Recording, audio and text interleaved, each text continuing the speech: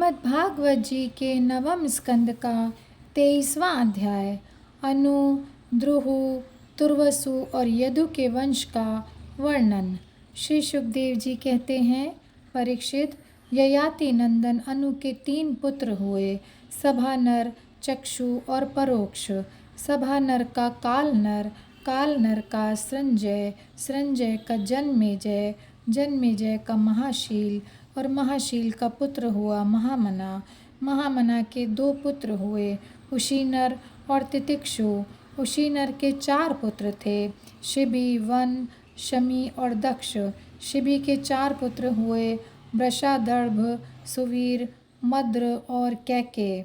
उशीनर के भाई तितिक्षु के रुषद्रथ, रुषद्रथ के हेम, हेम के सुतपा और सुतपा के बलि नामक पुत्र हुआ। राजा बलि की पत्नी के गर्भ से दीर्घतमा मुनि ने 6 पुत्र उत्पन्न किए, अंग, वंग, कलिंग, सुह, पुंड्र और अंध्र।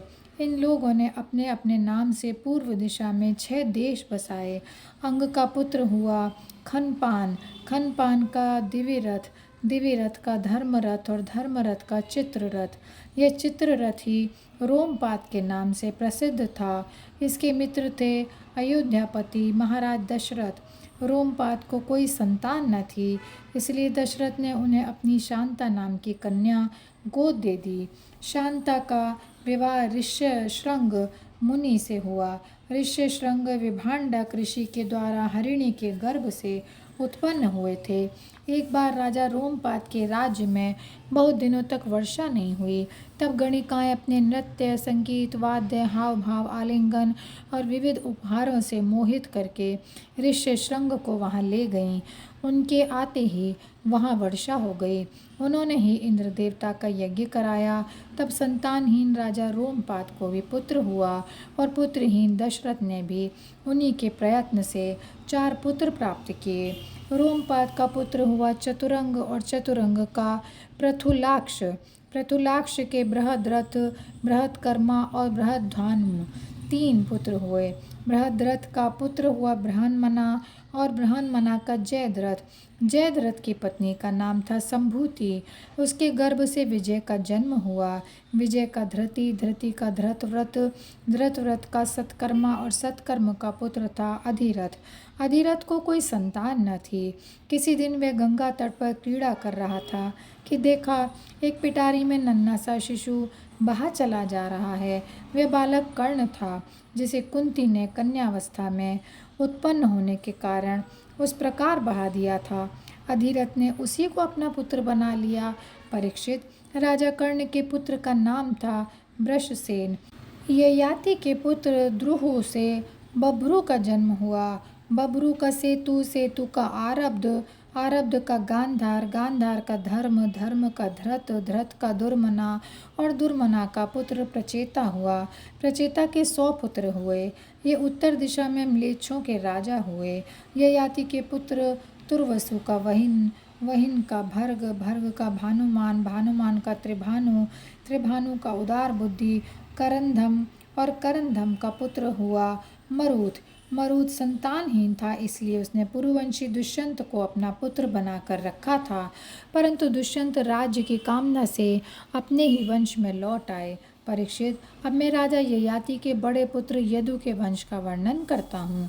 परीक्षित, महाराज यदु का वंश परम पवित्र और मनुष्यों के समस्त पापों को नष्ट करने वाला है। जो मनुष्य इसका श्रवण करेगा वह समस्त पापों से मुक्त हो जाएगा। इस वंश में स्वयं भगवान परब्रह्म श्री कृष्ण ने मनुष्य के से रूप में अवतार लिया था। यदु के 4 पुत्र थे, सहस्त्रजित, क्रोष्टा, नल और रिपु।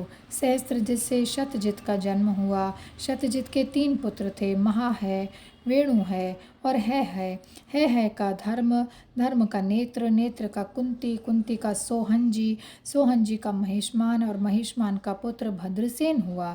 भद्रसेन के 2 पुत्र थे, दुर्मद और धनक। धनक के 4 पुत्र हुए, कृतवीर्य, कृताग्नि, कृतवर्मा और कृतौजा। कृतवीर्य का पुत्र अर्जुन था।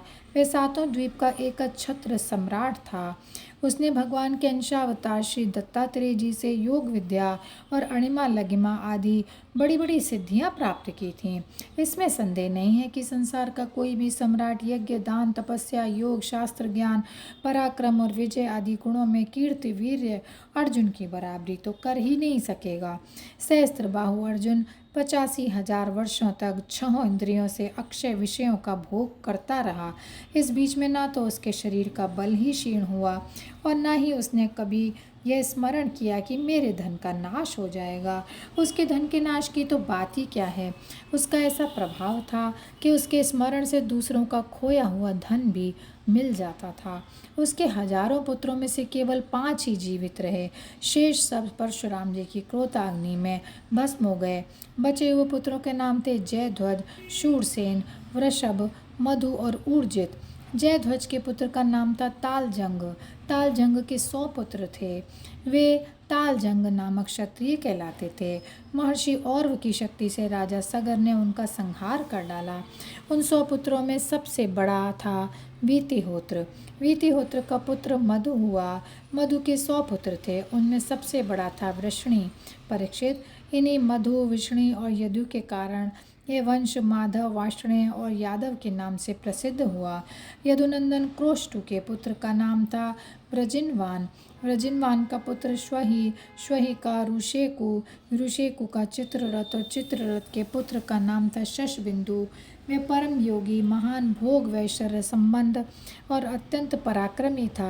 वे 14 रत्नों का स्वामी चक्रवर्ती और युद्ध में अजेय था। परम यशस्वी शशबिंदु के 10,000 पत्नियां थीं। उनमें से एक एक के लाख लाख संतान हुई थीं। इस प्रकार उसके 100 करोड़ 1 अरब संतानें उत्पन्न हुईं। उनमें पृथुश्रवा आदि 6 पुत्र प्रधान थे। पृथुश्रवा के पुत्र का नाम था धर्म। धर्म का पुत्र उष्णा हुआ। उसने 100 अश्वमेध यज्ञ किए थे। उष्णा का पुत्र हुआ रुचक। रुचक के 5 पुत्र हुए। उनके नाम सुनो: पुरुजित, रुक्म, रुक्मेशु, पृथु और जामग। जामग की पत्नी का नाम था शैब्या। जामग के बहुत दिनों तक कोई संतान न हुई, परंतु उसने अपनी पत्नी के भय से दूसरा विवाह नहीं किया। एक बार वह अपने शत्रु के घर से भोजा नाम की कन्या हर लाया। जब शैब्या ने पति के रथ पर उस कन्या को देखा तो वह चिढ़कर अपने पति से बोली, कपटी, मेरे बैठने की जगह पर आज किसे बैठा कर लाए हो?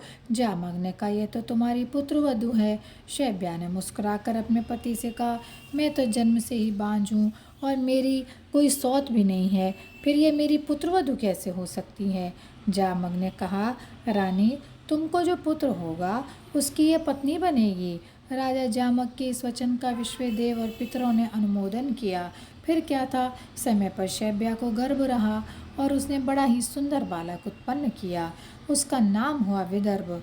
उसी ने शैब्या की साध्वी पुत्रवधू भोज्या से विवाह किया और यहीं पर यह अध्याय समाप्त होता है।